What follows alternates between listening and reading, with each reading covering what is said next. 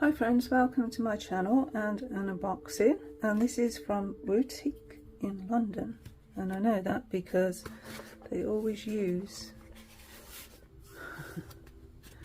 this packing tape, which I think is gorgeous, and it's made from 100% recycled materials and is 100% compostable, curbside recyclables. It's all good. Okay, so let's just undo the box. Okay, so we've got a nice purple tissue paper it's wrapped in. Take the box away. This deck might take me quite out of my comfort zone, to be honest.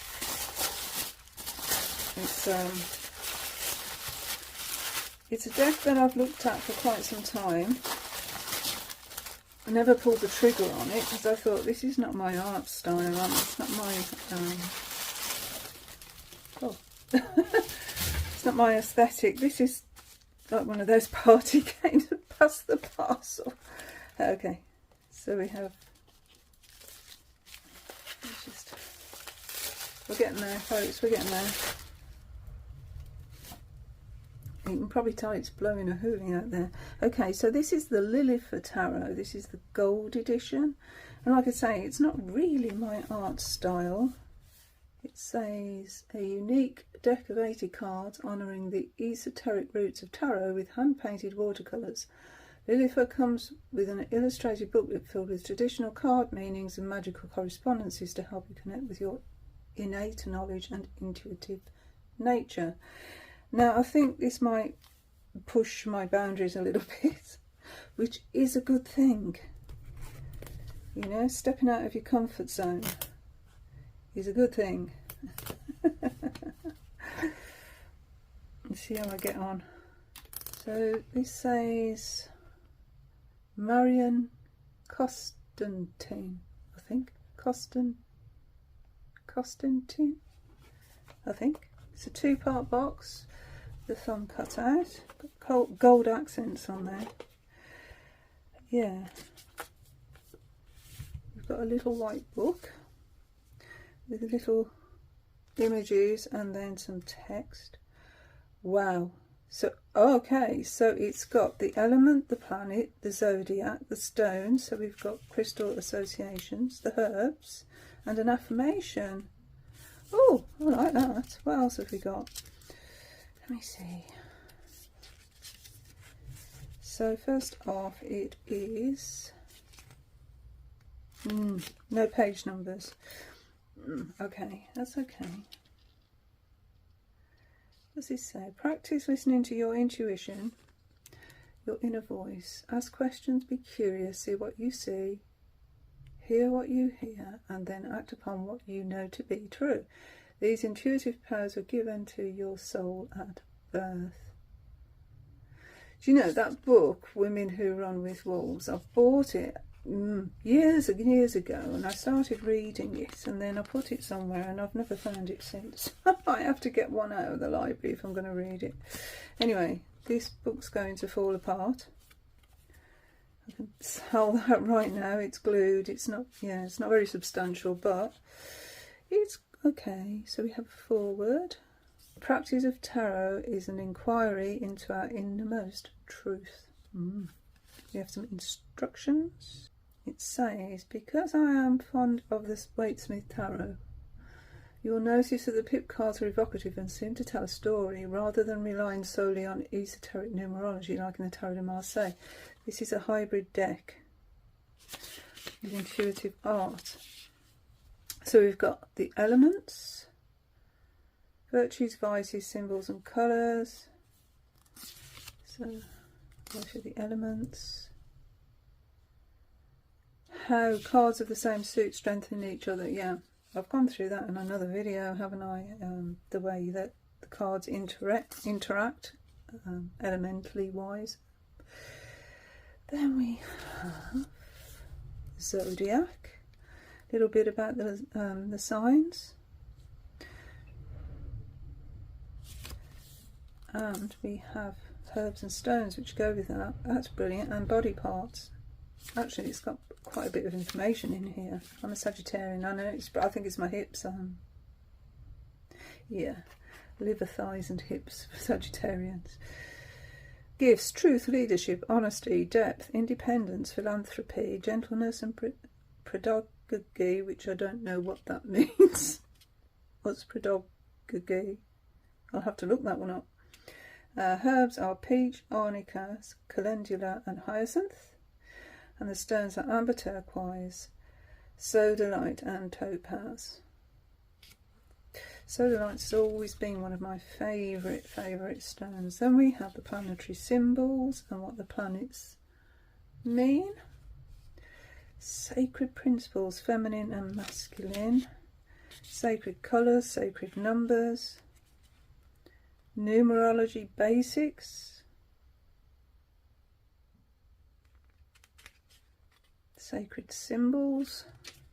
Sacred creatures. And then some spreads. An inner witch tarot spread. I am on a theme here with the witch. Do or don't tarot spread. Light of the ancestors. Halloween, year at end tarot spread. Oh, that's coming up soon, isn't it? Well, where are we now? We're nearly the end of September, so we've got another month. But yeah, I might use that at Halloween. Meeting the feminine and masculine self. Channeling the guardians. And then we're on to the cards. We've got majors. We don't have an awful lot of text. And even less so for the minors. Alrighty. It just goes upright and reversed meanings, no explanation of the art. So let's have a look at the art. Oh, okay, so this is the back. Oh, that's quite cute, isn't it? You know, one of the reasons that I bought this deck, let's take it out. Like I said, I wasn't too sure about the art style. However, I bought quite some time ago this oracle here. Again, not knowing if I'd like the art style. And I've been working with it for quite some time now. I never actually published. I uploaded the video on this when I first opened it.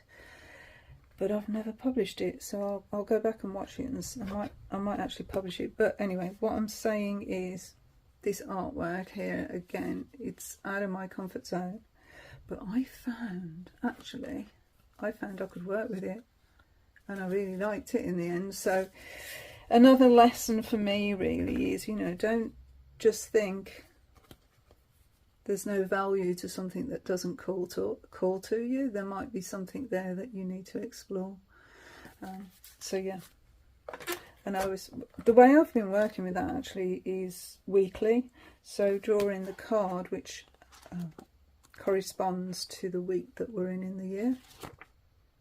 And yeah, there's a lot of good information in that. But anyway, I might upload that video. I'll have a look at it and make a decision, but the only reason I'm hesitating on it is light quality, because I think it was quite dark when I was looking at it. Anyway, let's look at this one. So yeah, we've got these sort of gold, oh, that's beautiful, gold accents, and we've got the astrological glyphs here as well, and the element. And another element, another and another. So we've got all four on the full. Completely different to what I'm used to seeing. I do like the bling. Love those little accents. Nice.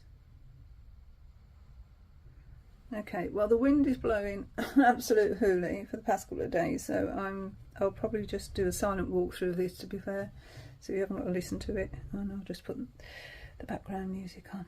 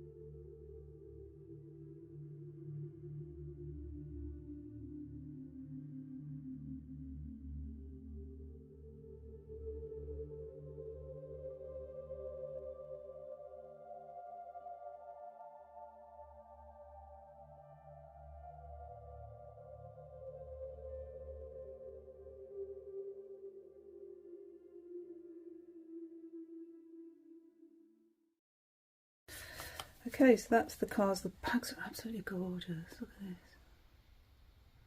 And like I say, it's not really my art style, but I'm going to give it a go. I can see Rider-Waite-Smith in this.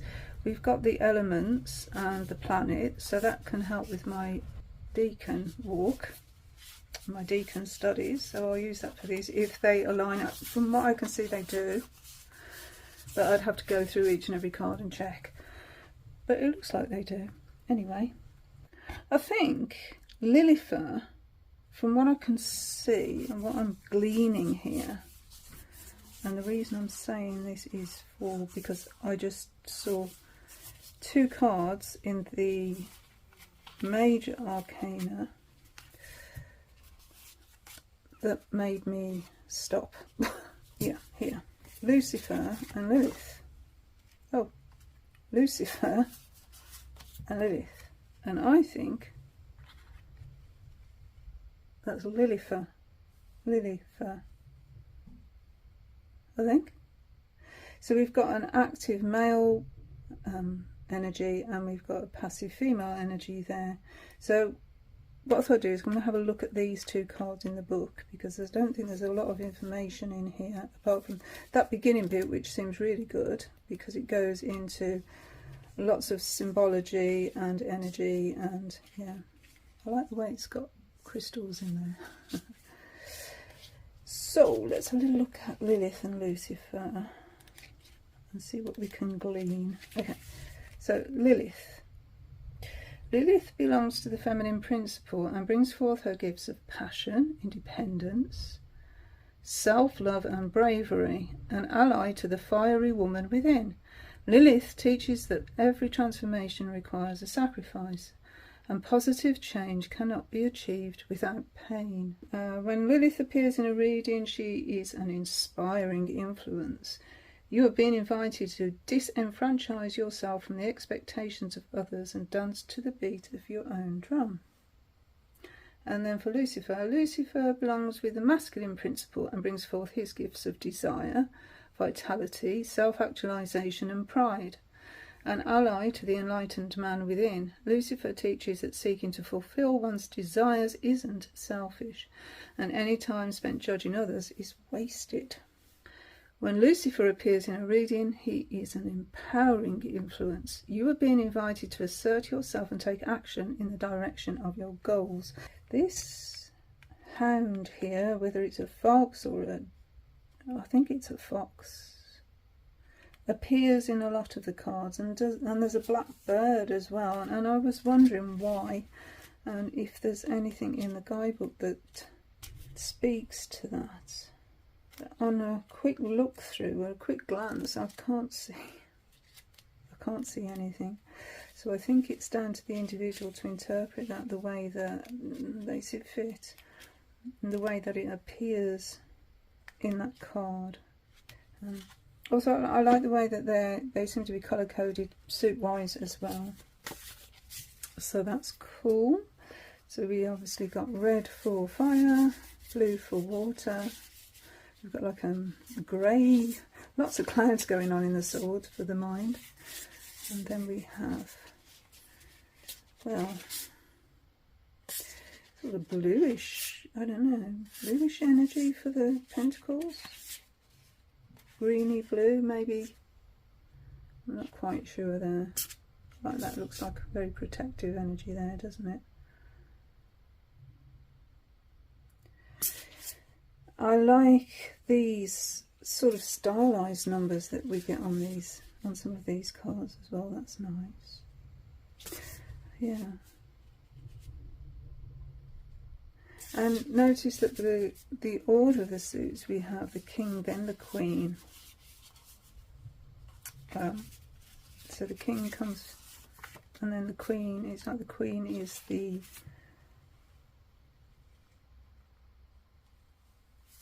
top card of the suit, where usually we see the king. So that's a little bit of a different take there. And they do seem to be a pair as well, don't they? They seem very aligned with each other, very similar in style. So those are the pentacles. There's this animal again here. Wands.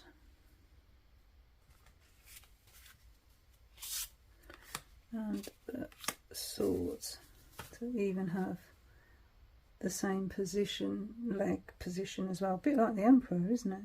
Well, we normally see the Emperor. So what's the Emperor look like on? Yeah, I did notice that actually, the very square shaped of the Emperor seems very, yeah, 4, very number 4, whereas the Empress here is very flowy. That's cool. Yeah, I am looking forward to playing with these and seeing how I read with them. We've got the Empress on the inside of the actual top box as well. And on the front of the box we have Lilith. And then the inside of the top of the box is our Queen of Pentacles. So I'm just going through a few of the cards that sort of stood out to me. Here is a good example of the energy that's portrayed, I think, in these cards. So we've got the Eight of Wands, and I love the fact that it's going like in a whirlwind, or yeah, it's not just going straight line across, and we're hanging on for dear life by the looks of it.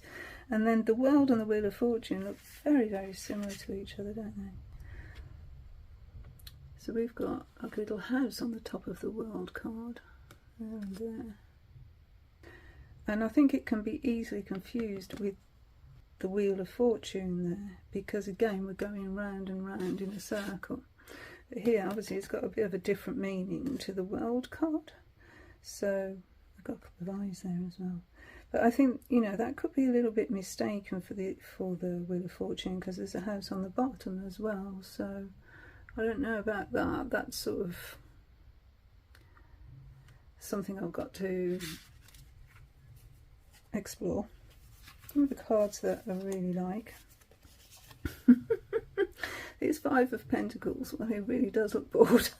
And the dog or the wolf or whatever animal that is trying to call attention. We've got like flowers that are wilting here. Another dog that's actually trying to, or wolf or whatever it is, pup. It's trying to get the attention here of a individual. So I like that. The Strength, I like the Strength card because we've become strength. Yeah, pulled up the roots and we are in charge. I like that. Sun in Leo.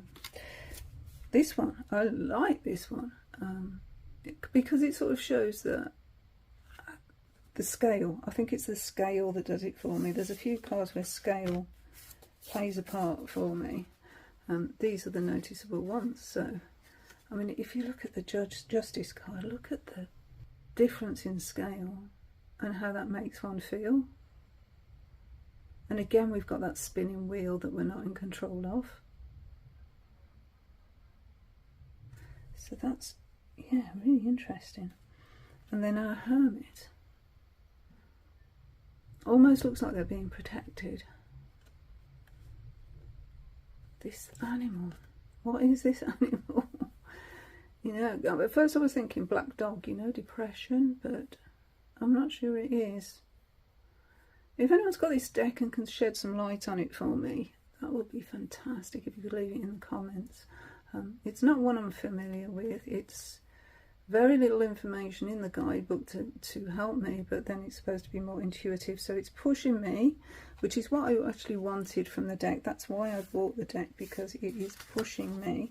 Although, you know, I mean, some of the cards, it's quite obvious what they are. So here we've got the Ten of Wands, and we can really see that burden.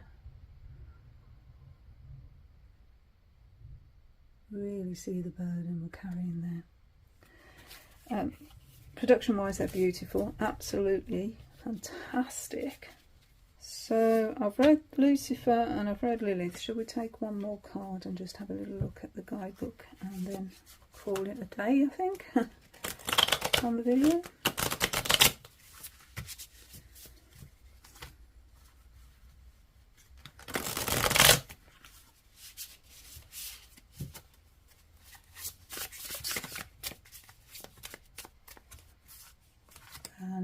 have